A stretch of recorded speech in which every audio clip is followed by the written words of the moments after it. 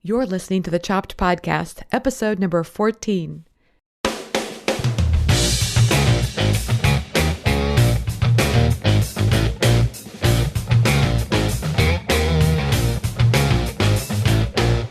Hey everyone, I'm Marley of the blog Namely Marley. Thanks for joining me today. I am your host, and this is the Chopped Podcast.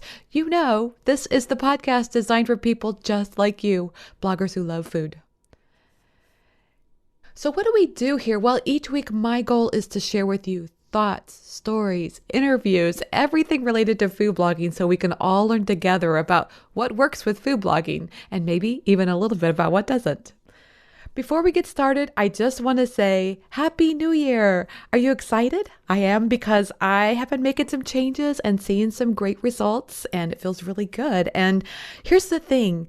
Okay, you know, I love to talk tennis. I feel like I could create a metaphor for life about tennis, you know, related to just about anything that can happen in life. It's kind of crazy, but so when you watch the pros play in these smaller tournaments, sometimes the coaches can come up and talk to the players, and they actually, you know, give them coaching advice. And they'll get the microphones in there and we can actually listen to what the coaches are saying to the players. And the interesting thing is this: 9 times out of 10, the advice they're giving is mindset kind of advice. It's really like believing in themselves and being confident and all those kinds of things. Not so much, you know, what you would think you would be hearing is technique and you're swinging wrong and you're doing this wrong. It's really more about, you know, you've got to believe in yourself. And I just realized that that's the same thing for food blogging too. It's all about mindset, people. That's where it's at. Okay, so that's one of the reasons I'm excited about 2017 because, you know, I'm working on my own mindset as well. I'm hoping that you are as well. I mean, you know, if you want to listen to some Fry Chat episodes with Kara, you can hear us talking about mindset. It's really a huge part of food blogging, and it's just one of the reasons I'm excited about 2017. And I'm also excited because we have some great stuff coming your way. Of course, there's more Fry Chats with me and Kara, and there's more blog talks with me and Trevor. Also, we've got some great interviews coming your way, including Ali Ebright of Gimme Some Oven. We're also going to have Heidi Larson of Foodie Crush, and just so many more great interviews. I'm really excited to share them with you. Just look at the Chopped Podcast as your happy place to go for inspiring, motivational, serious, but yet somehow fun advice on how to take your food blog, make it your own, and take it to the next level. Okay, today we're sharing with you a blast from the past. It's Monique Volz. She's with the site Ambitious Kitchen. She was back with us on episode 14 of the Chopped Podcast, and she had some great advice to share on branding. It's her area of expertise. She's got a background in it, corporate-wise, and obviously has been able to apply those things to her blog as well. I think it's a perfect way to start out the new year because taking some time to understand your brand, who you are as your brand, representing that to your audience, all of that is just kind of foundational to the business that we do as food bloggers. Monique and I talk about a lot of things related to food blogging and branding. And one of the things that really stuck out to me is Monique's emphasis on finding your passion, because, you know, it's one thing to have a passion about something early on in the beginning, but to imagine yourself being able to maintain that passion over time, that's something that's really critical, and it's really, you know, having that passion will really help you through the tough times. And it's like, can you imagine somebody running a 100-mile race and not knowing why they're doing it? They're going to quit. And so knowing what your passion is can really make a big difference. I also really love that Monique talks about her emphasis in creating healthy recipes and not so much about the photography. It was one of the first times I'd heard food bloggers say something like that, you know, maybe food photography isn't their biggest passion. It's really more about, you know, different parts of the blog. And it started to sink in with me when I was talking to Monique that, wow, food blogging is really like, air quotes here, create your own adventure. When I first started this podcast, I really thought I was looking for the secret, you know? What's the secret to being a successful food blogger? In reality, now after, 2 years of doing this show, I have realized that you know what the secret is? It's you. You don't have to build your blog following the template of someone else who is doing it some certain way.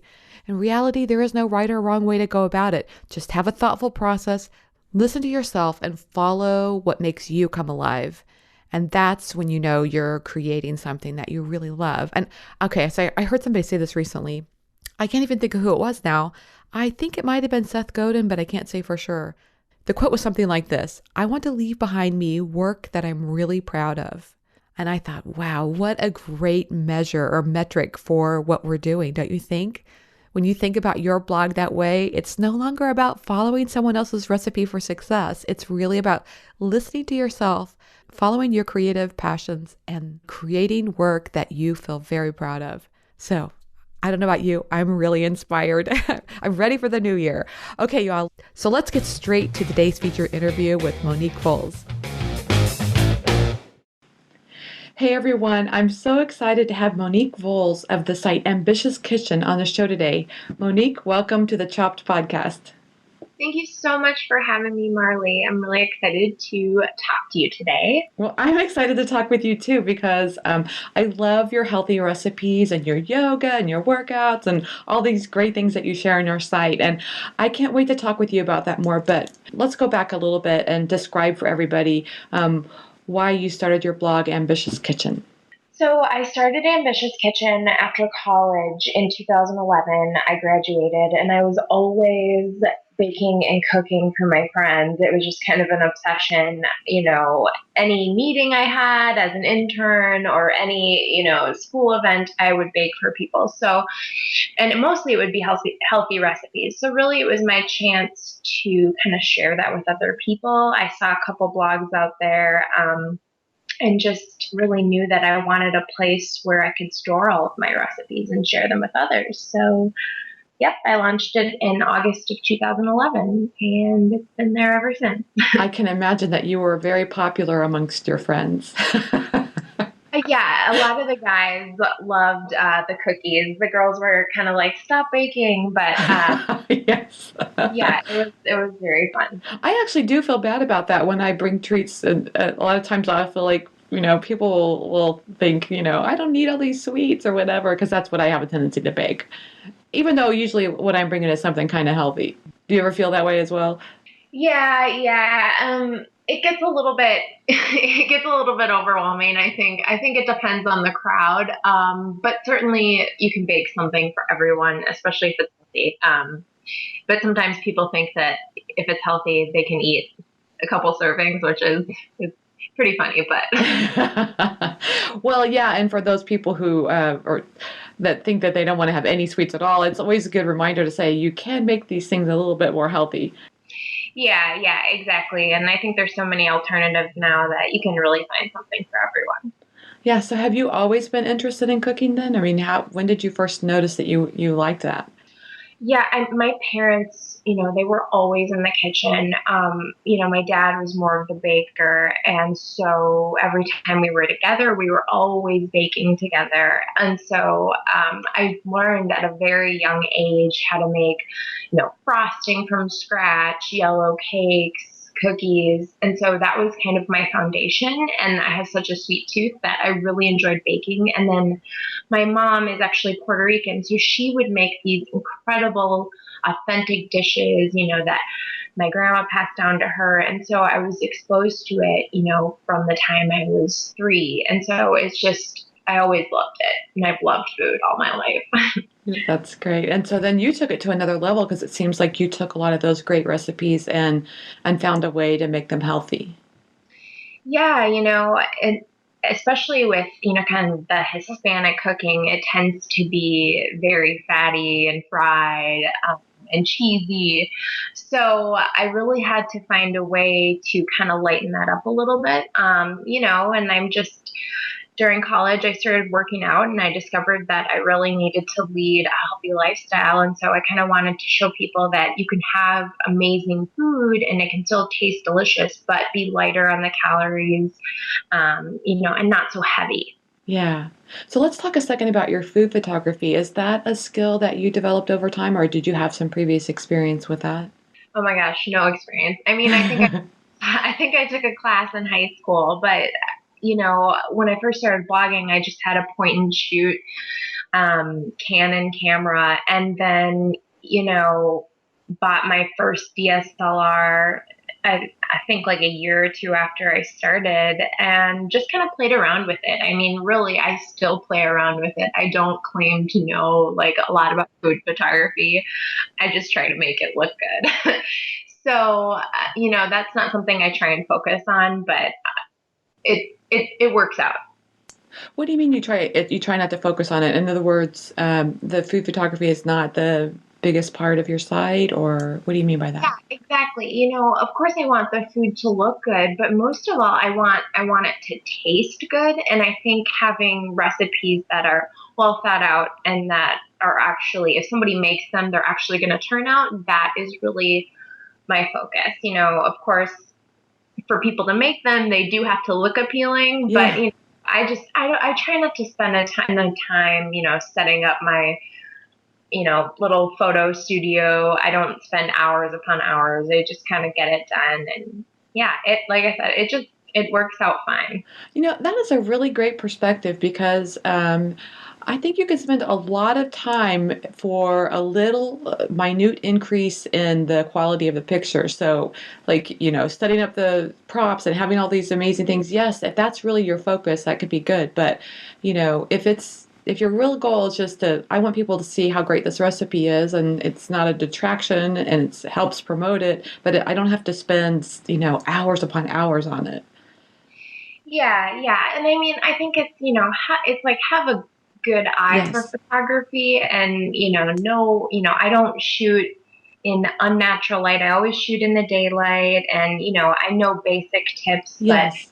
I think, for me, I want to spend my time really being creative in the kitchen. And that's what I think I love the most. So that's what I do the most of. I think that's a great tip. I love it. I need reminders of that myself sometimes. So tell me, what's your favorite part about food blogging?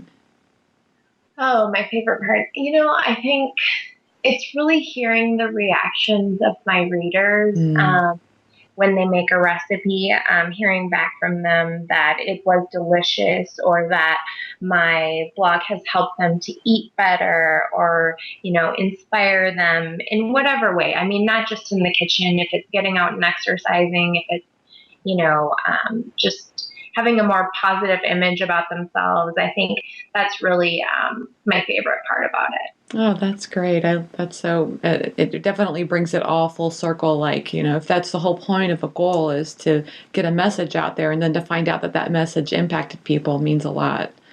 Yeah, absolutely. So do you have anything about food blogging that's not your favorite thing? Oh, you know, there are a lot of things. I think sometimes it's easy to get caught up in doing the same thing as every other food blogger out there. Hmm. It's easy to get caught up in being on social media all the time and making sure you're pinning, 20 times a day or whatever it is. My favorite part about it is, like I said, just being in the kitchen. So the other parts, of course, I want to expose my site to other people and get people to come and read it, and make my recipes. But I think the social media part kind of gets a little bit time consuming, and it can be stressful to always be on. Hmm. So I yeah. definitely feel you on that one. It's Yeah. not always my favorite part, and I have to try to trick myself into finding ways to enjoy it. Yeah. Every Yeah. job has things that you enjoy or don't enjoy about it. So, and some days you do, and some days you don't. So, yeah. Exactly. So, one of the main reasons I want to have you on the podcast today was to talk about the topic of building a blog's brand. And I know that you have some expertise in this topic beyond just building the brand for your blog. I mean, your work experience is in that arena, and you also have do some consulting work with other bloggers. So it seemed to me like you were the perfect person to talk about this. I'm curious if you have any just like general ideas of what you think is a good brand building strategy for a blogger. Yeah. So, to provide a little bit of background, I did work in corporate at General Mills under the brands Pillsbury, Bisquick, and Gold Medal. And so I was in charge of the editorial content and then also the social media channels. So I do have a lot of experience, and now I've kind of been working with other bloggers on just really taking a look more so on the technical side of just how do you get, what are the tools that you need to have on your blog to really enhance, the readability of it, to make it look better, to make people want to visit, how you should approach, your Instagram and your social channels. So that's kind of really been what I've been doing right now.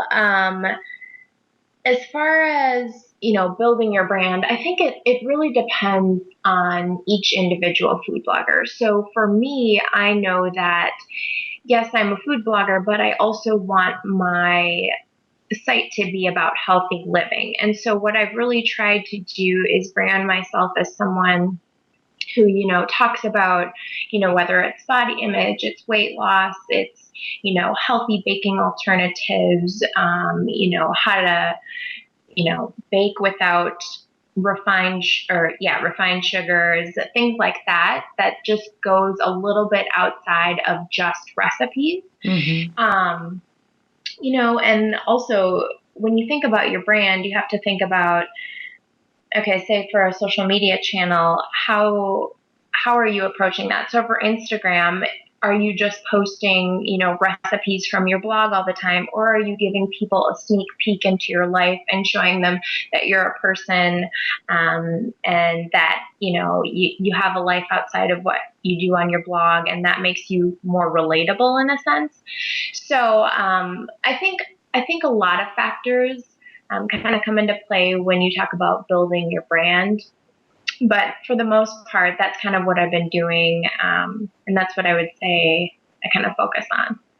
That's great. And so what I think I'm hearing you say is it doesn't mean that there's a right or wrong answer to that question. On Instagram, am I going to post just pictures from my blog, or am I going to show a little background about into my life? It's not a right or wrong answer. It's just having a thoughtful process for that. Yeah, I think for myself, I do build out a strategy for each of my social channels. So, when we talk about Facebook, I'm promoting, recipes that are seasonal, they're relevant, they're from my site, but also articles, that I find about healthy living or, weight loss, or things that are about the nutrition in a certain food. So, I try to make it not just about my site, so people can kind of look and say, okay, like I really like coming to this Facebook page because it tells me about not only recipes, but how to kind of live a healthy lifestyle. Mm-hmm. So you could say that about every single social channel that I have, except for Pinterest, of course. So But yeah. there's the obvious things that are about branding, like your logo and your color scheme and those kinds of technical things. But I think I'm hearing you say that you are also part of your brand. Oh yeah, I think absolutely. I think as a blogger, you are your brand. I mean, at least that's how I've kind of approached it.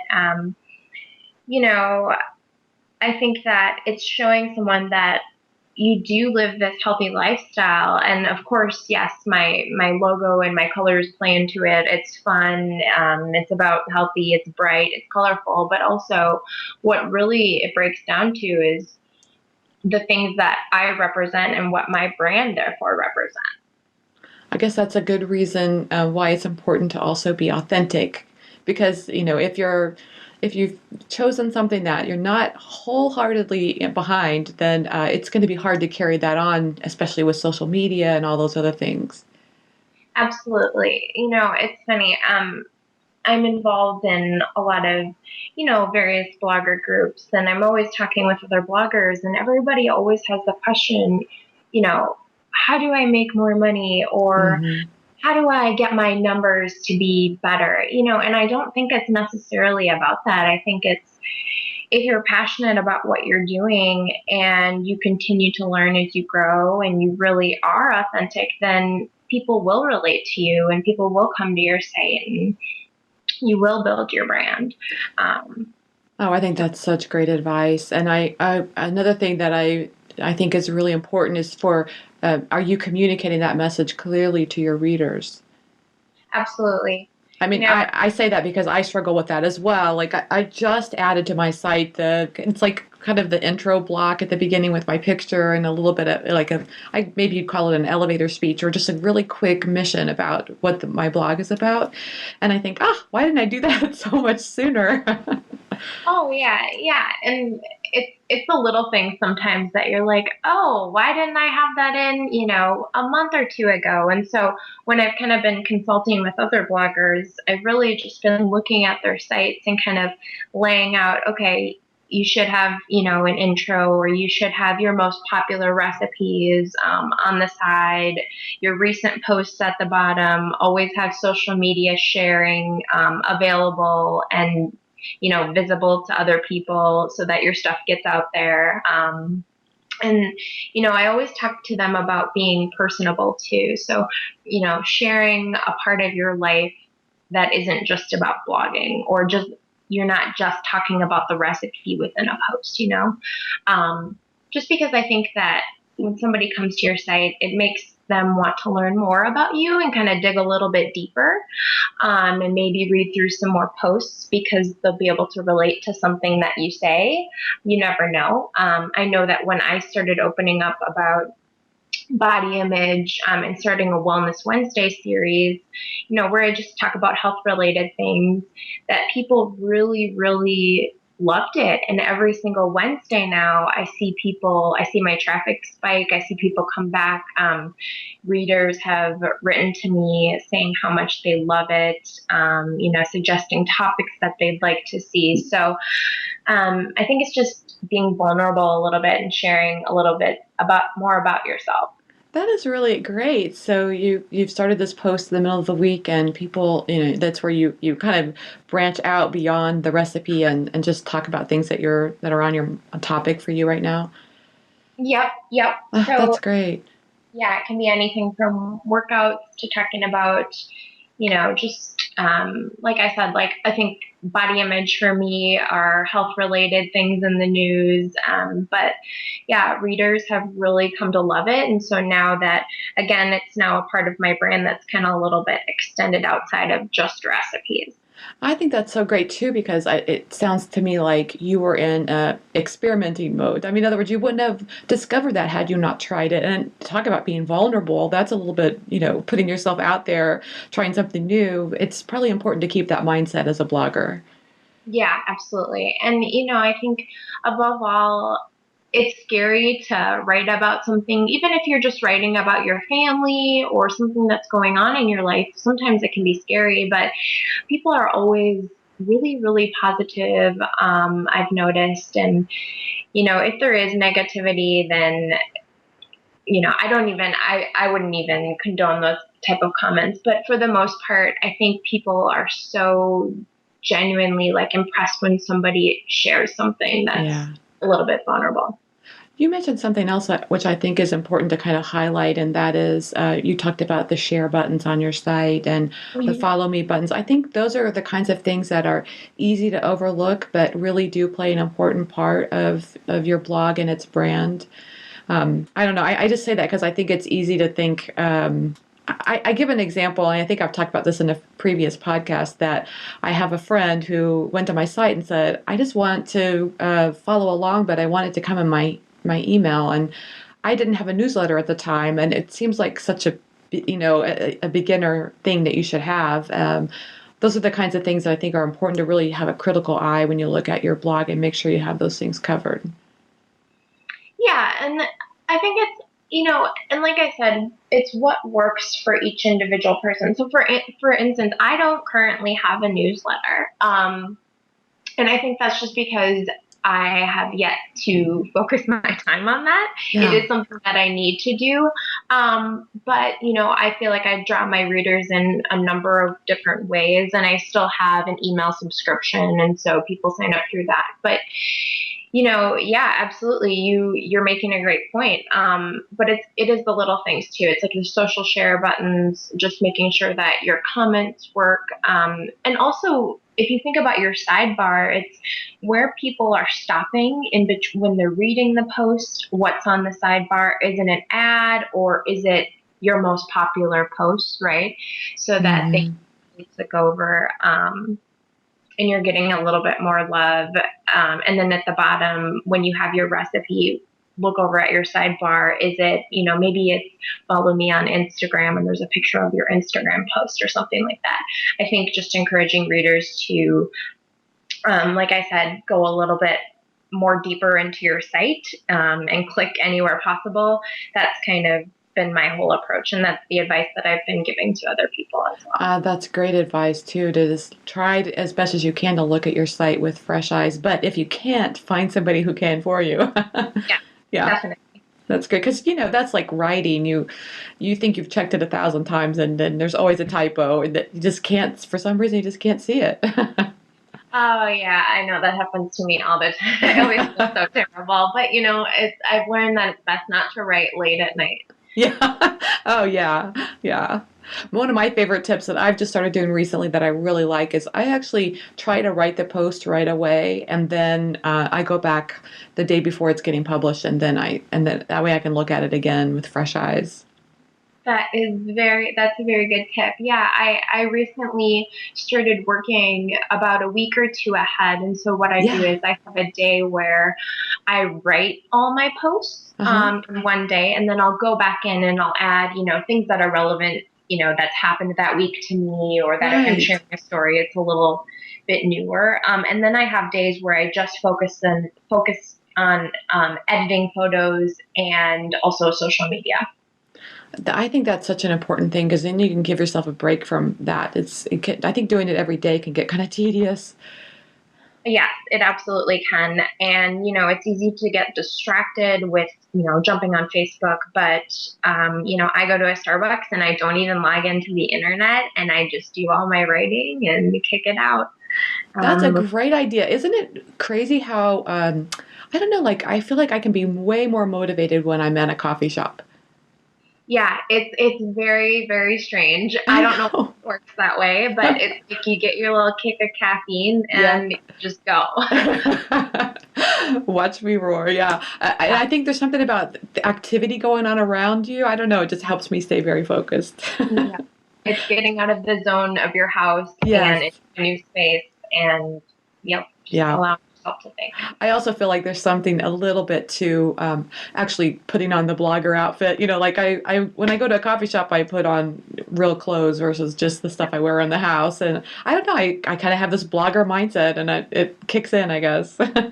Yes, exactly. And I actually I read this great article from Emily of Cupcakes and Cashmere, and she said, 5 tips from working from home, and one of them was every single day get up and get dressed like you're going to be going somewhere. And it's really helped me to kind of just be like, okay, this is my work and I'm still gonna kind of, it'll still be a relaxed outfit, but I'm not gonna wear my yoga pants or my pajamas all day. And it's kind of just helped me to be like, okay, my day has started and I'm ready to go, and kind of ready to be a blogger today. Yeah, that is a great idea. I think Tessa mentioned that in the very first interview, the very first podcast episode about sometimes you need to put on the costume especially if you have something really hard to do that day, Hmm. like negotiating with a brand or whatever, and you want to really trick yourself into that. But that's a great idea. Even just every day putting on that blogger outfit can really make a difference. Yeah, I think so. I love it. Great tip. Thank you so much.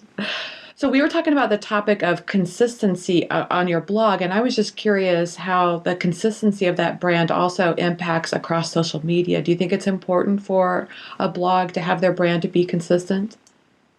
I do. And I don't, I'm not sure if it really matters what if you're posting, Monday, Wednesday, Friday consistently, or if you're just posting 3 times a week consistently, because you have to think about other people's schedules. They kind of come and go. Hmm. Of course, you'll have the diehard readers who would come to expect maybe a post on Monday, Wednesday, Friday. So I think I think that depends on what works best for you. But I do think a set number of times per week is is a very good thing to do.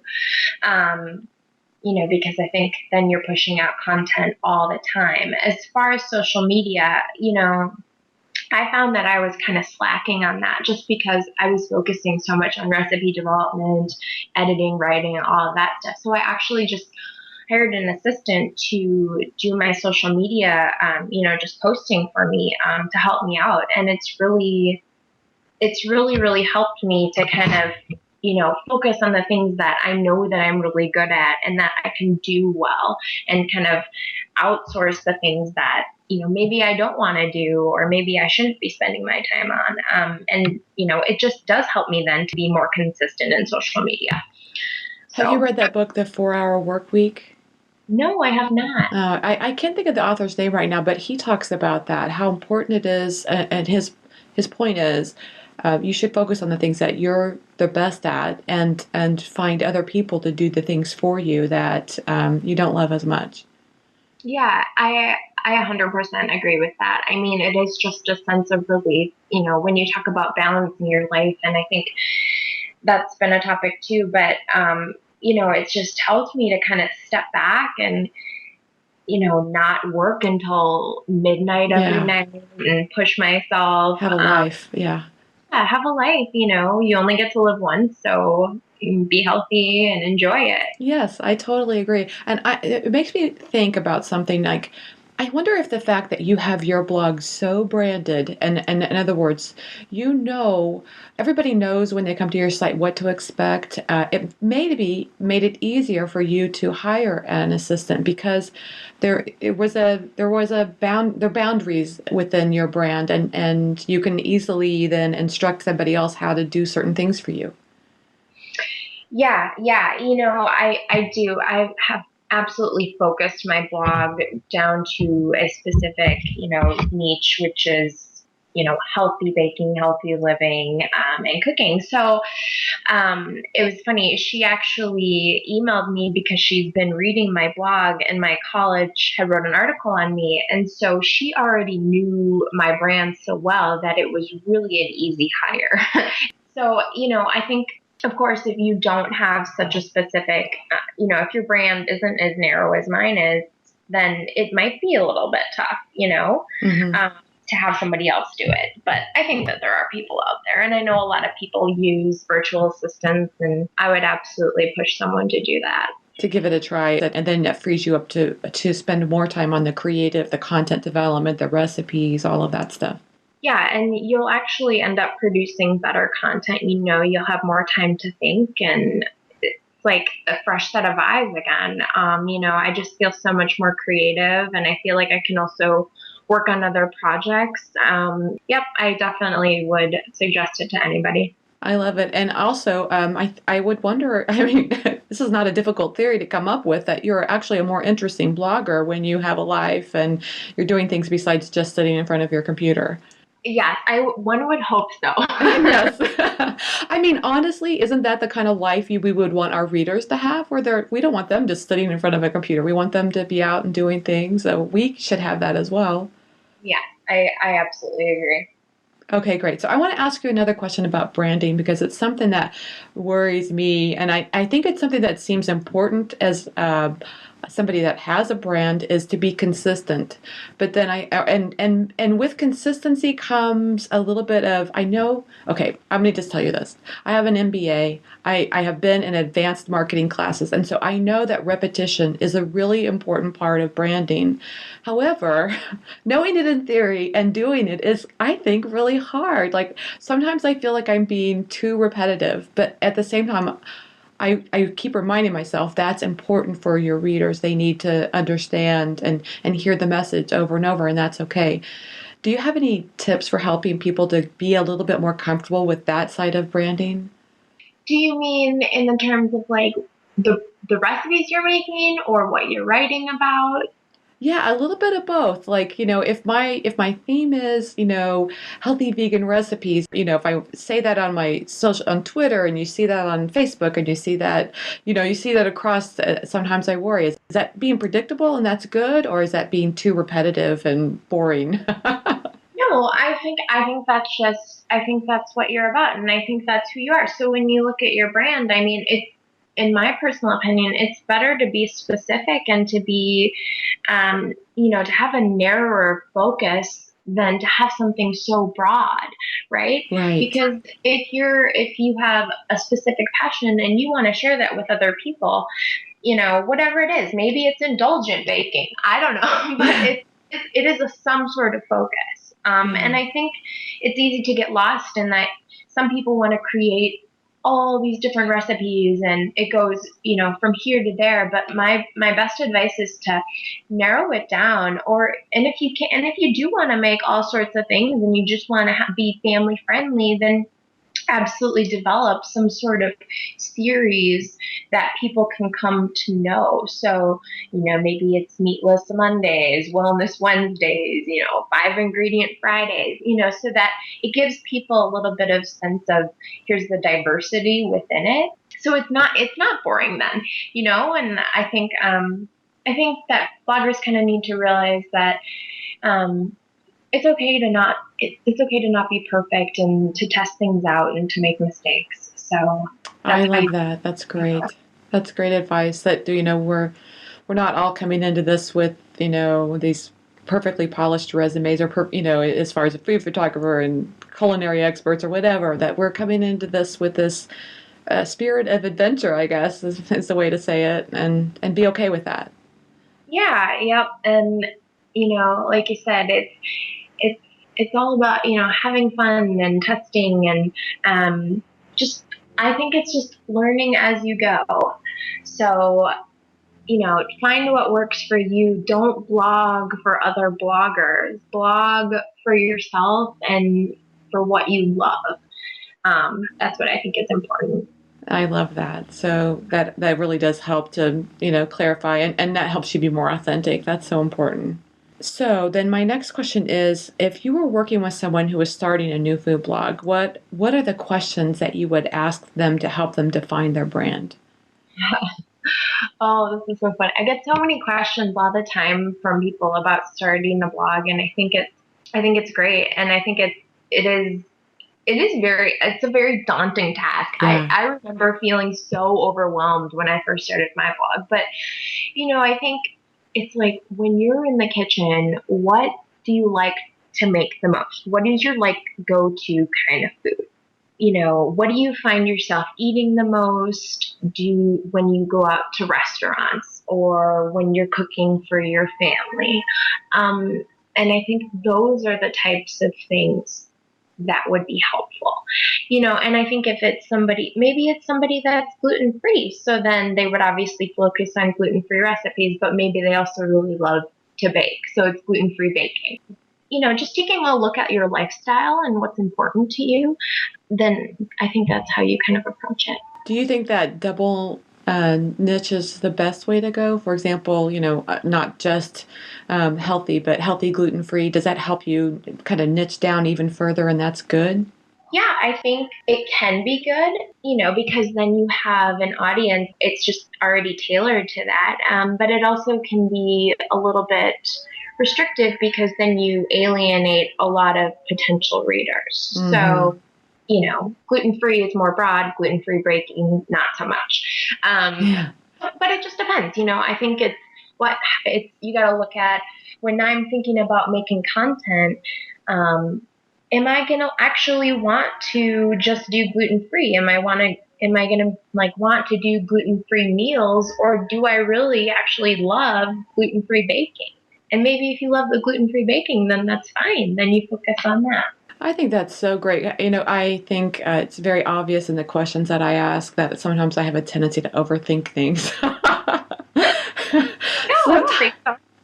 Sometimes it's good just to go with your gut and follow that a little bit, and that's all right. Yeah, it's like absolutely, like you said, go with your gut, follow your intuition. And if you have no idea where to start, just start a blog and you can figure it out as you go. I mean, when I started my blog, heck, half of the things were crazy cookies. Like, I Yes, love to bake indulgent. I'm serious. I could probably have like a butter cake blog or something. me Just too. I love I love the creativity of baking. Yeah. But as I went, I was like, okay, can't bake all the cookies, probably gonna eat them all. Like, what is really my lifestyle about? And, just thought about it, and it kind of developed over a few years. So you can always figure it out later. The most important thing to do is start the blog, because a lot of times I hear people say, oh my gosh, I want to start a blog. I want to start a blog. I don't know how to do it. It's just like, just do it. Sign up, get it started. Who cares what the first post looks like? Because I'm sure we can all look back and, as bloggers, our first posts are just terrible. So, No, oh, I hate to even, I cringe every time I look at my old posts. it's just like, but we started somewhere. So, I see. That's great advice. For someone who's had a blog for a long time and they feel like they've been a little wishy-washy about their brand or their photos or whatever, you can start today. yeah. Create a mission statement and put that on your about page and let that be kind of your guiding light. Yeah, and give yourself a set of rules. I mean, that can be your guideline, like I'm gonna post 3 times a week. I'm gonna do these sort of recipes. Maybe you're just testing it out for a month or a couple weeks and see, how you like it. I think that's important, and then how your readers like it. That's great. And do you ever worry about the issue of originality? I mean, to me, it seems like with so many food bloggers out there, it's really hard to do anything original nowadays. Is that ever a topic we should be worried about, or just follow our passion of what we're fixing and go with that? Yeah, nowadays you can find a recipe, I know. anywhere, Yes. and there's so many different versions, or it might look exactly the same. And that's the tough part. And now the food blogger market it's becoming saturated. Hmm. So, as you continue to develop recipes, they're probably going to be done before, they're Hmm. probably out there somewhere. But like I said, that's why I also think it's important to diversify your content and talk about things that aren't just about food. I see, and that's what's going to make your post unique is that story that you have behind it. Yep, the story and the brand that you develop, whatever that is for you. Okay, Monique, I have to ask you this. So, what's your favorite social media platform right now? Oh, Instagram for sure. So, what Yeah, makes it of your course. favorite? Um, honestly, I don't know. I think it's seeing other people's lives, you know? Yeah. It's like seeing what they're doing besides just the food. Of course, I love looking at food and like restaurants and when people are out and things like that. But I also love like getting a sneak peek. I love baby photos. So like Maria from Two Peas in Their Pot, I Yes. love. She posts little photos of her little guys. So, it's things like that that just like make me smile. Or, I'm an animal lover, so I follow like various cat accounts. So, it's just things like that. Just make my day a little bit brighter. It's like Instagram is a happy place. Yeah, babies and cats. There you Babies. That's enough to make anybody smile. go. So, if somebody were new to Instagram, what would be your favorite tip on how to navigate, or your favorite way you use Instagram? Well, I think if you want more followers, I think you use hashtags that are relevant. Take beautiful photos, or at least try to. Don't take photos in the dark at night when nobody can see With a anything and flash, yeah. it's blurry, right? Use an app, a photo editing app besides Instagram. I've noticed that that's helped me 100% grow my followers, and then also just kind of developing a style of sorts. So for me, it's taking close-ups of my food in the process, telling people a little bit about my life, and then it's a little bit about like exercise or products I find at Trader Joe's, basically. Yeah. So it's, just once I started telling myself that this is the way my Instagram is going to be, I just noticed that my followers increased exponentially. So give yourself a style, use the same filter. I mean, if you want to get really specific about it, but, you know, start out, just try to take pretty pictures. I see. So it can be tempting to try, like, I want this filter this day and that filter that day. But what I think I'm hearing you say is like, it's okay to use the same filter over and over. And in fact, it creates a sort of expectation of your page. Yeah, and I think a great example is Bev Cooks. I mean, Yep. it's white. All of her photos are white. How Sweet Eats, same thing. You know exactly what to expect with those two. Minimalist Baker. So all of them have specific styles on Instagram. And they get a lot of followers as a result. Yeah. Oh, that's great advice. Okay. Good advice, everybody. Pick a filter you like and go with it over and over, and that's great. Yeah, just do it. Just do it. Okay. Let me just ask, what's coming up next for you? Anything you can share? Yes. So, Lee is from Fit Foodie Finds. She is a healthy food blogger.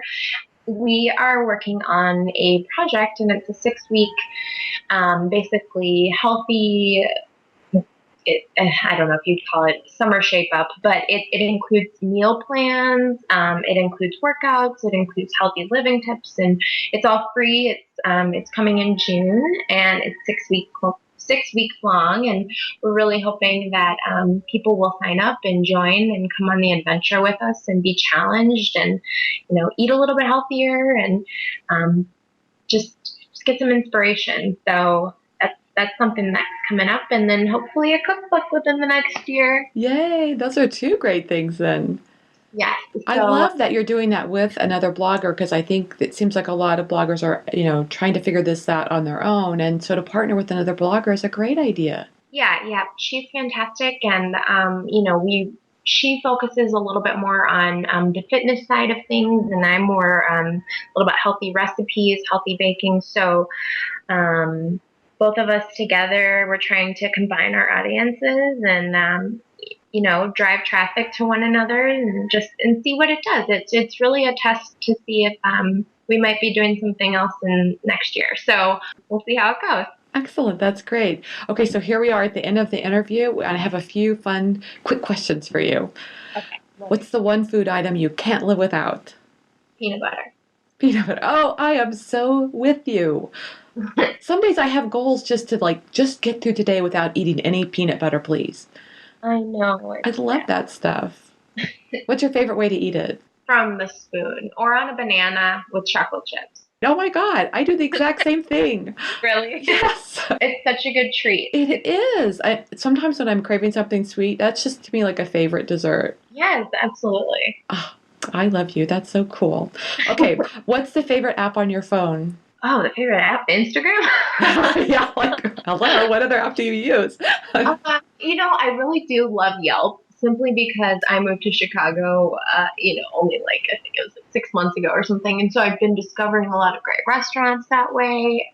So I really like Yelp. Okay, that's a great tool. And you know what? Even if you've been in the same city for a while, it can help you get out and try something different. Absolutely. Okay, cool. Do you have any time for TV? And if you do, what's your favorite show? Oh my gosh. The only time I watch TV is when I'm with my boyfriend. But he's introduced me to, Game of Thrones. Netflix is really the only thing I watch. And so I started watching The Bates Motel, and I was into Breaking Bad. I love Breaking Bad. But seriously, I could just sit down and watch all the CW shows and maybe some old episodes of Felicity, and I would be great. Sounds great. Thanks to Monique Volz for being my guest on today's episode of the Chopped Podcast. Be sure to go to choppedpodcast.com to learn more about today's show. Thanks to everyone for your reviews of the podcast on iTunes and Stitcher and social media as well. You know that makes such a difference for the show, really helps us get the word out. And I'm always excited to hear more people talking about the show and the impact that's had on them. It's very inspiring. And speaking of inspiration, you inspire me. And I hope today's show was helpful and inspirational to you as well. Thanks for listening and have a great week.